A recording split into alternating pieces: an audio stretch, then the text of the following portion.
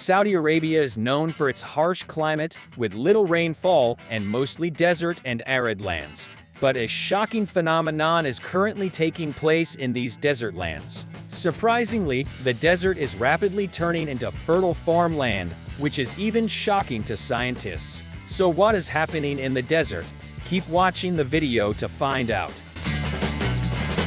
Saudi Arabia's surface area is 2.14 million square kilometers, almost the same size as Western Europe, making it the 14th largest country in the world. Before delving into the reasons for Saudi Arabia's increasingly miraculous farmland, it is worth understanding how arid the country was to begin with. We have long associated Saudi Arabia with scorching heat, drought, and deserts, and this was true. At 6,500,000 square kilometers, the Arabian Desert, including the Rub al Khali, empty quarter, is one of the largest sand deserts in the world. Additionally, there is not a single river in Saudi Arabia. We have already mentioned that Saudi Arabia is a country with very little rainfall. Now let's be more specific. Historically, the country has never received more than 150 millimeters of annual rainfall. As a result, much of Saudi Arabia has remained largely dry, with only a small part of the southwestern region being suitable for cultivation. Even as late as the 1960s, the country had as little as 400 square kilometers of fertile land, which is just 0.5% of the entire country. At this point, one might wonder how citizens survived in terms of agricultural products. The answer is reasonable. Before the country began to experience a breakthrough in the increase of agricultural land, citizens survived mainly by cultivating small plots with local crops. In return, all other necessary foodstuffs that could not be cultivated were imported. Only a few crops were grown back then, such as dates and vegetables. But for such a large country, these foods were, of course, not enough.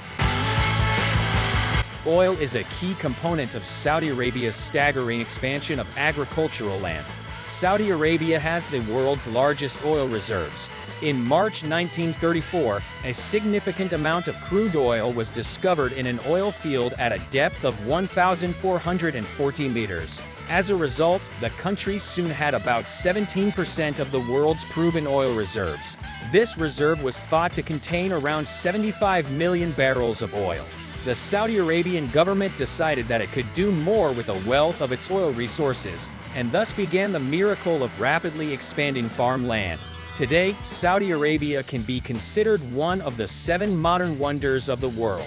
This is because what used to be a center of food imports is now a center of exports of wheat, dates, dairy products, eggs, fish, poultry, fruits, vegetables, and even flowers. So how did a country made up almost entirely of desert go from food imports to food exports? What steps are the Saudis taking that we are not aware of? The rapid transformation of Saudi Arabia's desert into fertile farmland may seem nothing short of miraculous. While some of the reasons for this astonishing phenomenon are due to sheer luck, much of it is the product of planning and action by the Saudi Arabian government. But what exactly did they do? They started by making significant technical investments. Technological equipment was required to deliver everything needed to transform desert land into productive agricultural land. As a result, Saudi Arabia's agricultural sector has been revolutionized thanks to substantial investment in initiatives that support the latest agricultural technologies and rural infrastructure. Although Saudi Arabia is a country that benefits greatly from oil, the government did not sit idly by. Instead, they used the country's resources to create favorable conditions for the people. The government first set up dairy and poultry facilities. By 1985, the country had reached the point of self-sufficiency in milk, eggs, and meat.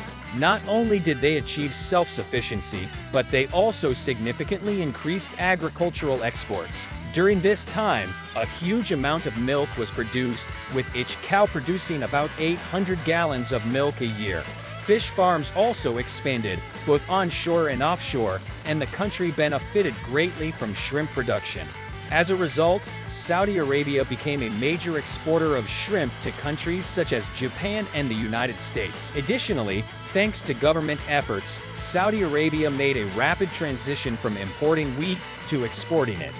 The construction of wheat silos in 1978 led to wheat sufficiency by 1984. Currently, large grain-producing areas such as Parkhill produce about 3.6 tons of wheat per acre.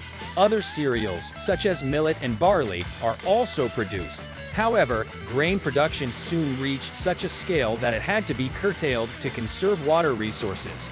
As agriculture and transportation techniques improved, so did the production of staple crops such as fruits and vegetables. Foods such as tomatoes, watermelon, grapes, citrus fruits, onions, and squash became widely known in the region and played an important export role. For the Saudi population, the growth in agriculture has translated into more regional food options. Dates were among these foods, with around 500,000 tons produced annually. To combat poverty and food shortages around the world, many factories in the country soon became involved in the production of thousands of tons of dates. In terms of international aid, the country has surpassed others as the second largest donor of food aid to the UN. Another factor that contributed to the rapid improvement of the country's agricultural situation was the government's desire to help the region's farmers. They achieved this in part by offering interest-free loans and technical assistance. Farmers had access to cheap fuel, electricity, and water, as well as duty-free access to farm equipment and supplies.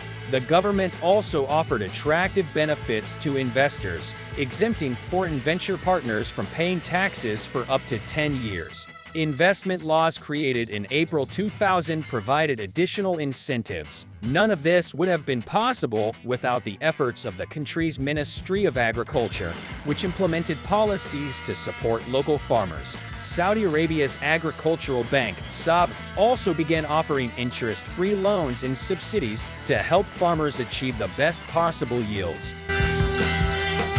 In 1972, organizations for grain silos and flour mills were established, responsible for buying and storing wheat, setting up flour mills, and producing animal feed. Modernized roads were built to connect agricultural areas to markets for imports. Additionally, the government supported capital-intensive programs benefiting farmers with high capital requirements and promoting economic diversification.